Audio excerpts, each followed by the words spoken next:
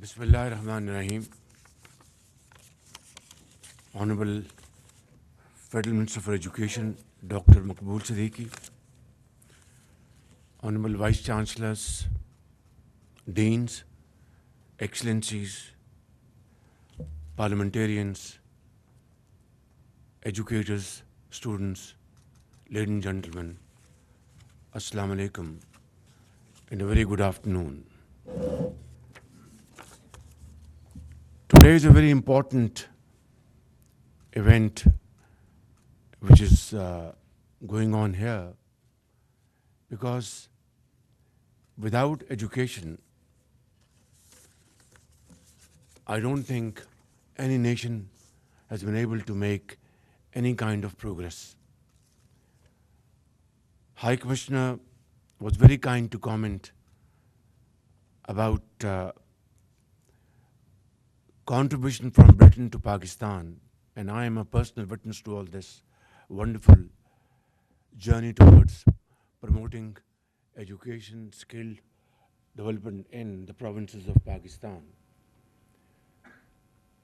She also repeated quote from founder of Pakistan, Muhammad Ali Jinnah, and she said, "Education is a matter of life and death to our nation," quote unquote. And Qaid also said that character is not something to be talked about, it is part of a human being. And now, here we are.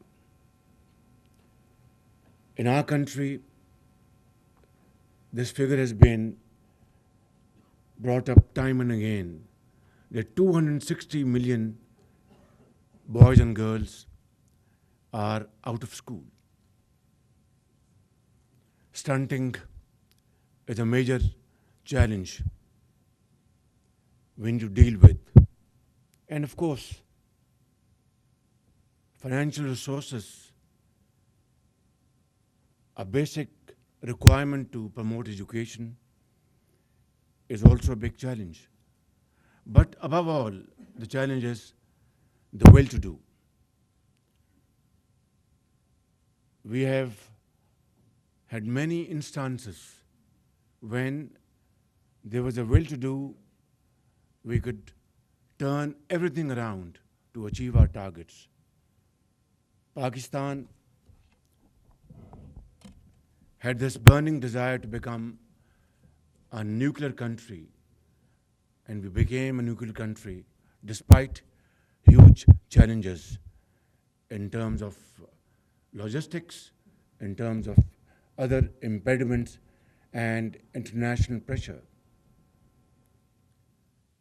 Similarly, we could make things happen to fight terrorism. We deployed all kinds of resources and sacrificed around 80,000 valuable lives. And back in 2016-17, Pakistan was almost out of this continuous threat of terrorism all around the country. And this is a great manifestation of Pakistan's commitment to eradicate this menace from the face of Pakistan. And this is not only to restore peace in this country, but this was to restore peace around the globe. So these examples give us a moral story that wherever there is a will, there is a way. And I'm not going to speak for myself, but certainly would like to highlight a few points. That as Chief Minister of Punjab, we were able to jack up our enrollment to a fairly high level in a span of 10 years, from 2008 to 2018. We were able to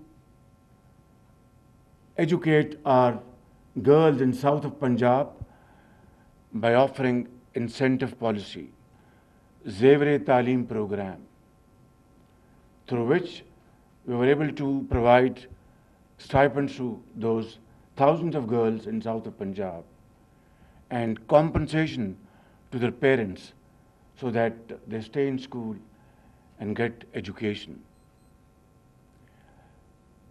We were able to finish from the face of Punjab forced labor in brick kilns.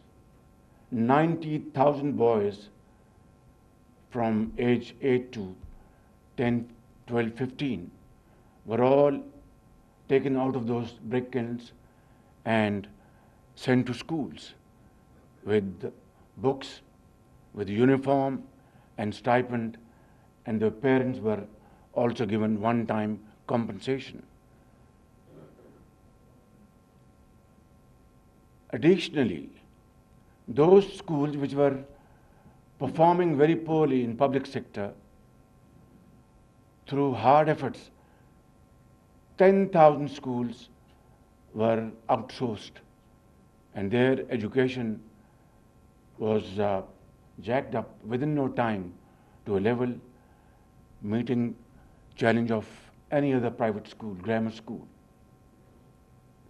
Danish schools, you know very well, where children of very poor families were given highest quality education, free boarding and lodging, and of course, many of them were orphans, double orphans. And similarly, ladies and gentlemen, through a combination of British cooperation and Punjab government's commitment, we established Punjab Technical Vocational Company. And through this, we were able to offer vocational training to thousands of boys and girls, starting from south of Punjab and then spreading all over Punjab. And this program was not about brick and mortar. We were investing in students. We hired the best companies in various skills, offered them fees per student, and they would train them and give them, in textile, in leather, motor mechanics, and so on and so forth. But above all, there was a program initiated in 2008, and this was Punjab Education Endowment Fund. And this was probably, as I speak, it was and is the biggest foundation education fund in the region. It is all about providing scholarships to those hundreds and thousands of boys and girls who had no means to have education. Their parents were very committed that their children should go to schools and acquire knowledge, but they had no means to finance that. And we did, by the grace of God, through a iron resolve. Every year we would allocate 2 billion rupees in this fund. And through this fund, about 450,000 boys and girls were given scholarships, and they were scholars from universities in Pakistan and universities abroad. And this was purely on merit. And in this program, we included students from other provinces. Ladies and gentlemen, all these contributions I have not listed here for personal scoring, not at all. Just to let you know where I came from, and if this was possible today, although it's a very difficult task, humongous challenge, to handle these boys and girls out of school and bring them in school, it's not an easy task at all. We need resources, we need focused approach, and we need, of course, commitment and dedication. But I'm telling you, from the core of my heart, from my personal experience, It is difficult but not impossible. And therefore, today, my iron conviction that we will, along with the support of our provinces, handle this challenge of 26 million children out of school. We will put them in school, inshallah, one day soon. Provincial ministers are sitting here.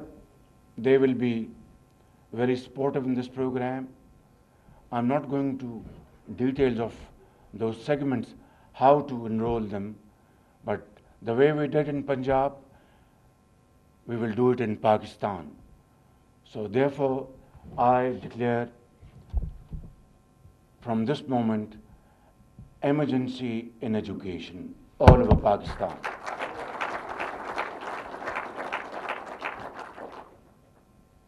I will meet all the 4 provincial chief ministers, but if they nominate their chief secretary, I won't mind it, because it's about our children, our future.